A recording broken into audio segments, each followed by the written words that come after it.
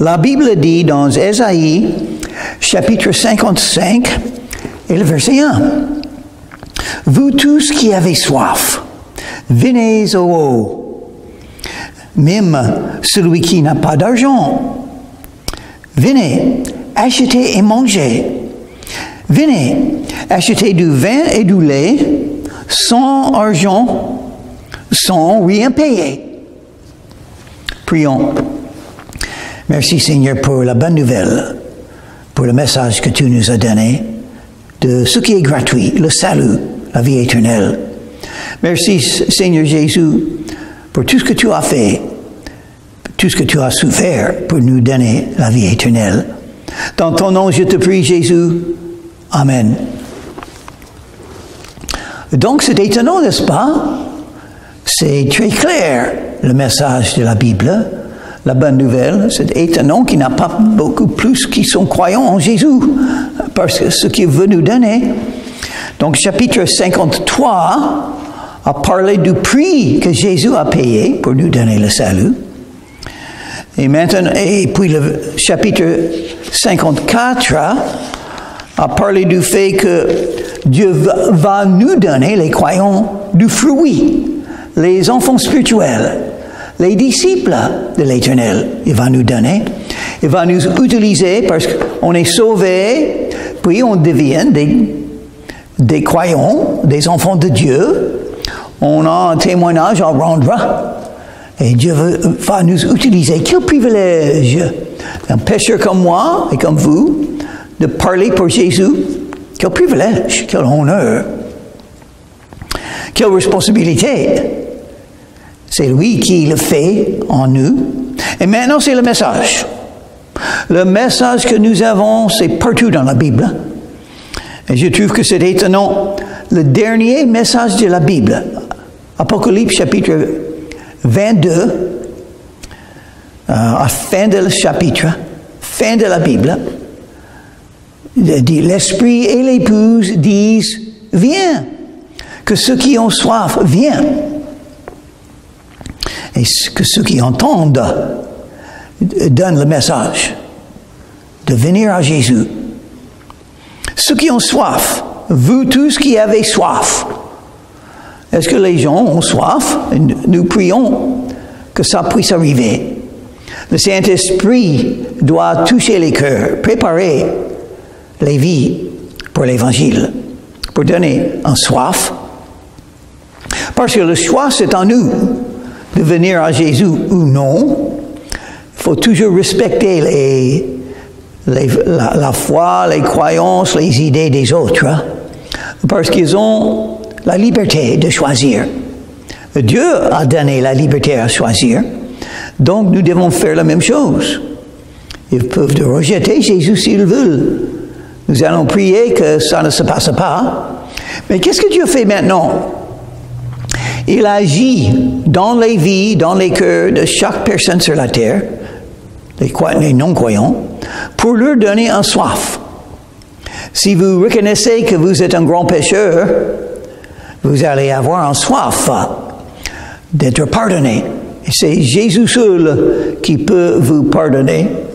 Si vous avez un désir de faire ce qui est juste, ce qui est droit dans votre vie, vous allez avoir un soif de venir à Jésus parce que c'est lui seul qui peut vous guider sur le chemin de la justice.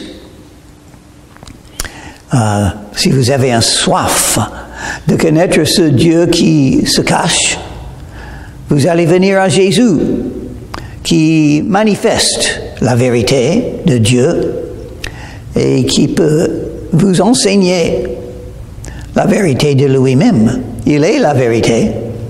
Il est la lumière. Donc c'est une invitation. Vous tous qui avez soif, venez aux eaux. L'eau signifie la vie. Parce que sans eau, on ne peut pas vivre. Et il y a l'eau spirituelle. Jésus a dit qu'il est l'eau de vie. Et si vous buvez de l'eau de vie qui est Jésus-Christ, vous n'aurez plus soif. Vous serez satisfait. Mais combien ça coûte? Qu'est-ce qu'il faut que je fasse pour gagner la vie éternelle? Rien. Parce que Jésus a tout payé. Il a tout payé quand il a été crucifié sur la croix de Calvaire. Il a payé avec son sang tous les tourments qu'il a souffert. A payé le prix. Celui qui n'a pas d'argent, qui sait? Tout le monde. Tu n'as pas assez de bonnes œuvres pour payer pour la vie éternelle. Jésus a tout payé, donc c'est gratuit. Le salaire du péché, c'est la mort, mais le don gratuit, c'est la vie éternelle par le Seigneur Jésus-Christ. C'est gratuit. C'est un don qui est offert, mais il faut le recevoir. Si vous recevez le don de Jésus-Christ, vous aurez la vie éternelle gratuitement. C'est un don gratuit. Il faut simplement le recevoir par la prière en Jésus. Donc, Romains chapitre 10 et le verset 13 dit, quiconque invoquera le nom du Seigneur sera sauvé. Il faut simplement invoquer son nom, le recevoir dans votre cœur, et vous serez sauvés. Parfois en Jésus, c'est gratuit. Venez, achetez et mangez.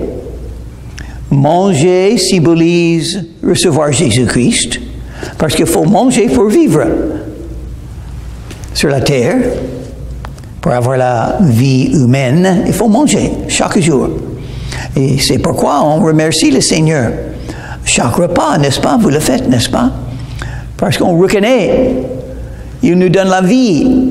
Chaque fois qu'on mange, c'est un don de Dieu. Et ça symbolise la vie spirituelle que Jésus nous donne. Venez à Jésus, mangez dans un sens spirituel. Son corps, buvez dans un sens spirituel, son sang, et vous aurez la vie éternelle. Venez acheter sans argent. Achetez du vin et du lait sans argent, sans rien payer. Rien payer et je peux avoir la vie éternelle, le pardon des péchés, une relation avec Dieu. Et tout ça, c'est gratuit, oui, sans rien payer, parce que Jésus a tout payé. Donc, il a beaucoup accompli sur la croix de Calvaire. Oui, c'était le Fils de Dieu, le Messie qui a souffert. Ésaïe, chapitre 53, a parlé de ses souffrances. Et c'est par là, par ça, il a tout payé. Pourquoi pesez-vous de l'argent pour ce qui ne nourrit pas? Oh, les gens cherchent les choses qui ne nourrissent pas dans un sens spirituel. Pour avoir la nourriture spirituelle, il faut venir à Jésus. Il donne la nouvelle naissance. Il donne la vie spirituelle. Il donne le pardon des péchés. Il donne la vie éternelle. Jésus le donne gratuitement. Pourquoi travaillez-vous pour ceux qui ne rassasient pas? Oh, le travail des hommes, les bonnes œuvres. Ce n'est pas par les bonnes œuvres qu'on est sauvé. Vous ne pouvez pas gagner le paradis par les bonnes œuvres. Et toute religion dans le monde, même une partie du christianisme, disent il faut faire des bonnes œuvres pour gagner le paradis. Mais la Bible dit non. Impossible. Parce que les bonnes œuvres ne peuvent pas ôter les péchés. Il faut être pardonné de vos péchés pour gagner la vie éternelle. Et ça, c'est gratuit. Ce n'est pas gagné par les bonnes œuvres. Écoutez-moi donc, et vous mangerez ce qui est bon. La vie éternelle. Jésus. Et votre âme se délectera de mes succulents. Il n'y a rien dans la vie qui est mieux que d'être sauvé. Vous êtes sauvé ou perdu. Si vous êtes perdu, ça veut dire qu'il faut venir à Jésus. Et il vous sauvera. Il n'y a rien qui est mieux que ça. Il n'y a rien qui est plus important que ça. être sauvé, pardonné, gagner la vie éternelle. Parce qu'on parle de la vie après la vie. L'éternité. Il n'y a que deux endroits, le paradis et l'enfer. Et gagner le paradis, c'est gratuit, c'est pas par des bonnes œuvres. Il ne faut pas penser qu'il faut mériter le paradis, on ne peut pas le mériter. Parce qu'on a déjà péché. Romains chapitre 3 et le verset 23. Tous ont péché et sont privés de la gloire de Dieu. Prêtez l'oreille et venez à moi. Voilà l'invitation. L'invitation de venir à Jésus. Mais il faut ouvrir les yeux. Il faut écouter la parole de Dieu. Et cet appel, c'est l'appel de Dieu fait par l'Esprit de Dieu. L'Esprit de Dieu va vous convaincre du fait que vous êtes un pécheur en besoin du pardon. Et Jésus purifie. Il anéantit tout péché. C'est un pardon gratuit, donné gratuitement, parce que Jésus a payé le prix, comme on a déjà dit. Il a payé le prix, mais il faut écouter, et votre âme vivra. Il faut simplement écouter.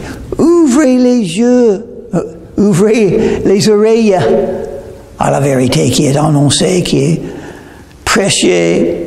Et c'est pourquoi Jésus a dit aux croyants, allez dans tout le monde et annoncez l'évangile à toute créature. Donc, nous le faisons. On annonce l'évangile. Et est-ce que ça sera reçu? Ça dépend si les gens ouvrent les oreilles ou non. La vérité est annoncée. L'Esprit est là. Il annonce. Il appelle. Il convaincra. Il manifeste Jésus. L'appel est là.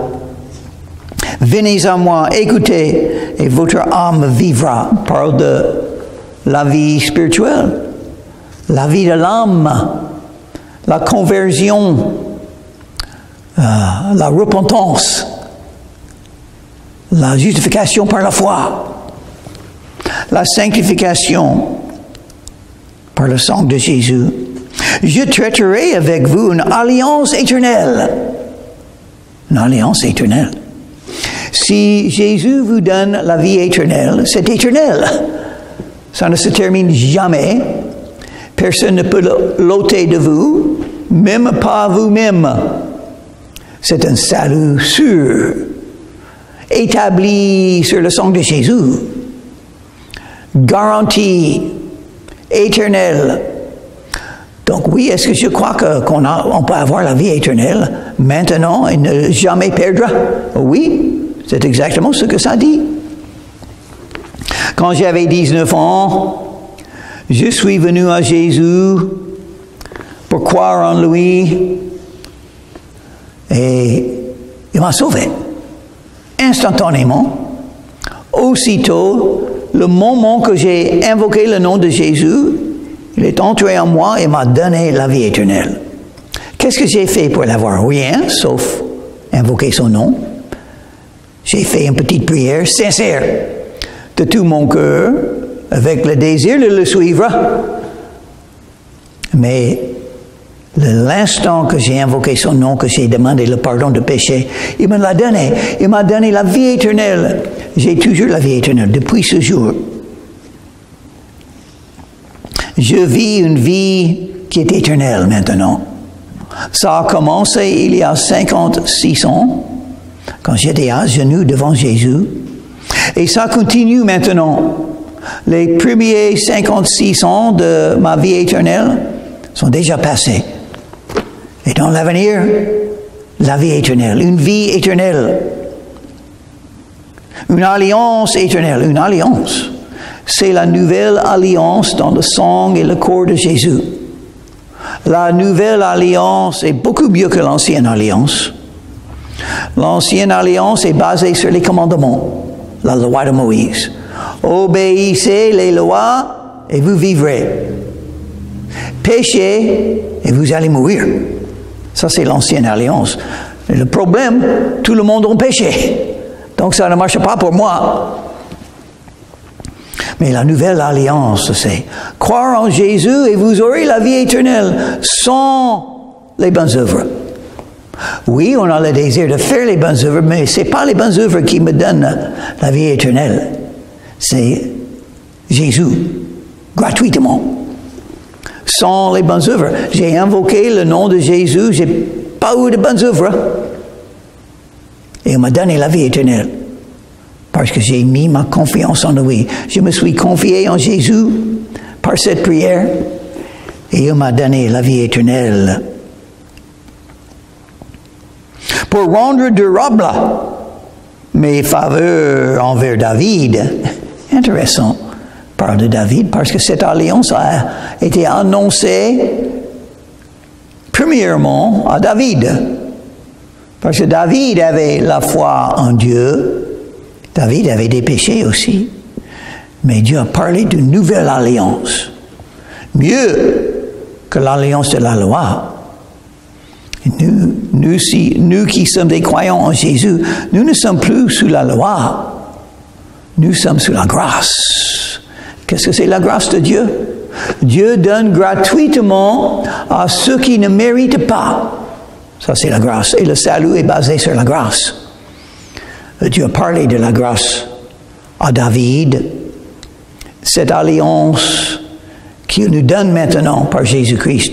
Jésus est venu dans le lignage de David. Fils de David, c'est la première chose qui est dit dans le Nouveau Testament.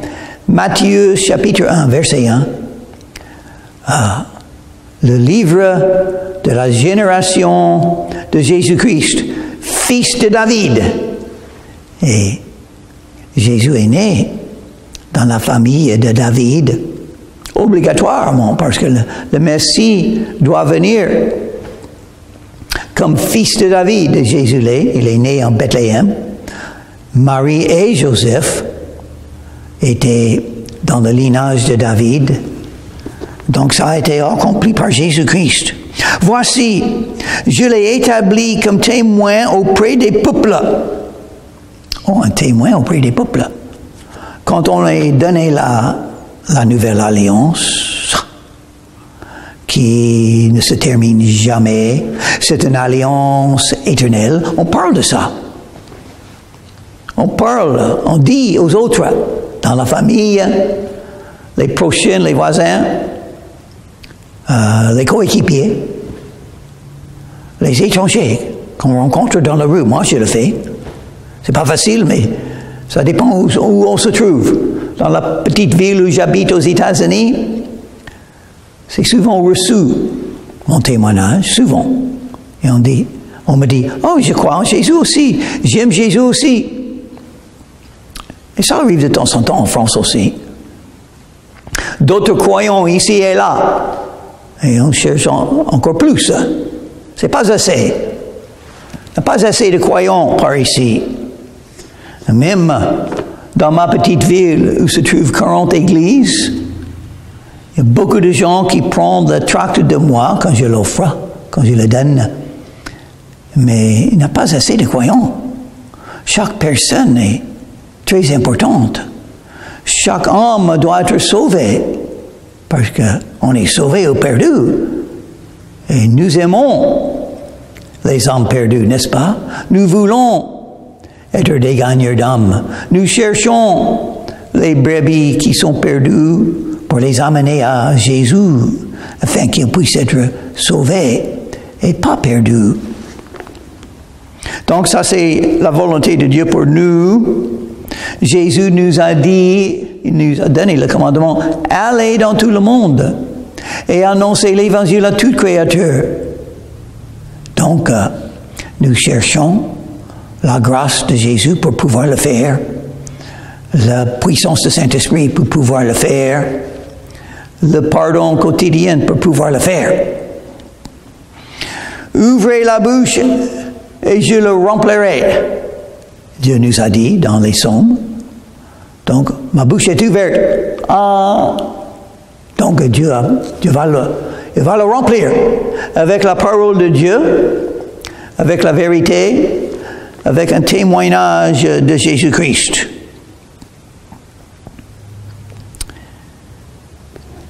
Voici, je l'ai établi comme témoin auprès des peuples. Oh, Jésus aussi a été établi.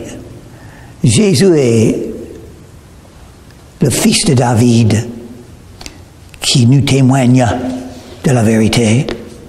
Il parle. Et même, Jésus est appelé la parole de Dieu, Jean chapitre 1 et le verset 1. Au commencement était la parole, et la parole était avec Dieu, et la parole était Dieu. Intéressant, j'espère que vous le croyez. Comme chef et dominateur des peuples. Oui, il est le chef. C'est vrai, il est le chef. Jésus est le chef, il est le Seigneur des seigneurs. Il contrôle tout, il décide tout, il est au-dessous de tout, Jésus. Et quand il est prêt, il reviendra.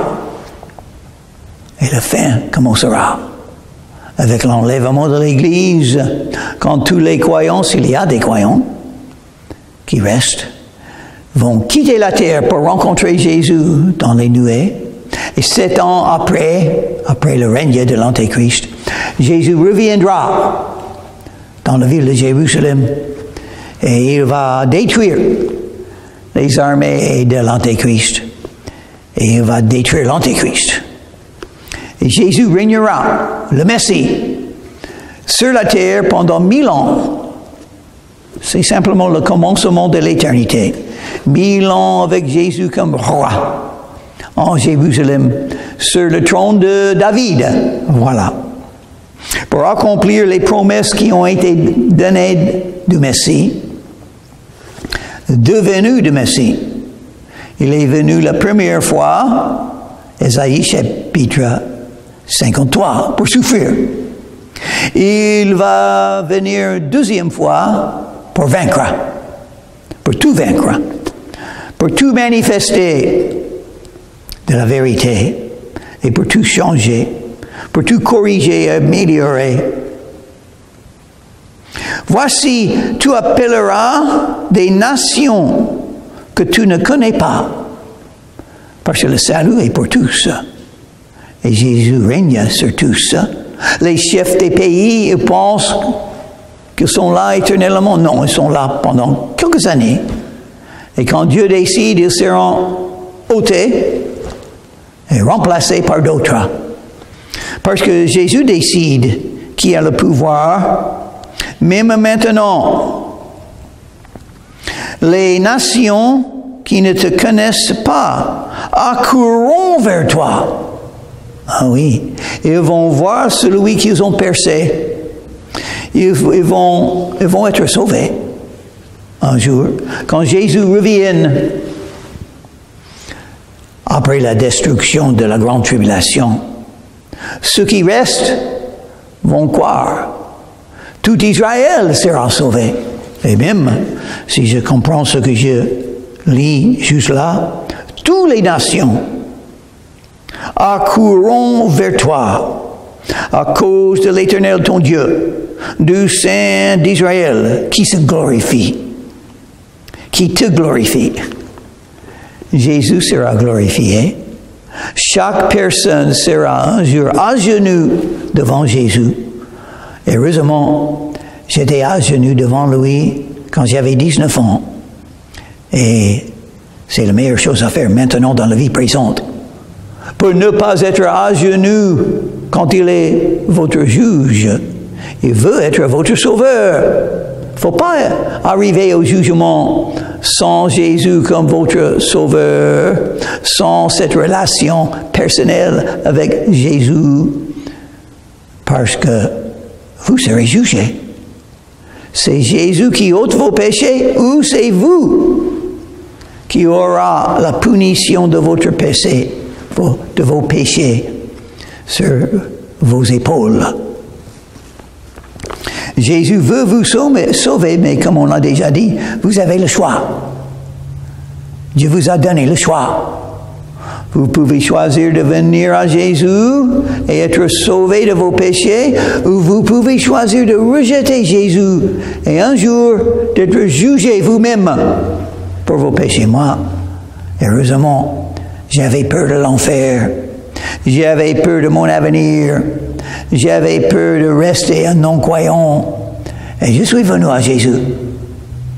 Il m'a sauvé. Et pitié de moi, Jésus-Christ, sauveur du monde. Et il a fait. Il m'a pardonné, comme il fait toujours quand on demande. Il rejette personne. Tous se sont accueillis. Tous sont invités. Tous sont appelés. Cherchez l'Éternel pendant qu'il se trouve. Voilà. Vous avez quelques moments, quelques jours, et peut-être aujourd'hui c'est la dernière journée que vous aurez la possibilité de venir à Jésus. Donc il faut le faire. Cherchez l'Éternel pendant qu'il se trouve. Si vous cherchez, vous trouverez. Même un athée peut dire, Dieu, je ne crois pas que tu existes, mais si tu existes, je te demande de te manifester afin que je puisse croire. Si vous priez ça, ça va arriver. Si vous êtes honnête, sans foi, avec rien que des doutes, athée, vous pouvez parler à Dieu. Vous pouvez dire, si vous existez, montrez-le-moi. Et il le fera. Invoquez-le tandis qu'il est prêt. Il est prêt maintenant. Parce que vous êtes toujours sur la terre. Il vous donne la vie humaine pour que vous puissiez le connaître et avoir la vie éternelle. La vie humaine est courte et ça se termine par l'amour. Vous savez, tout le monde le sait. Nous allons tous mourir.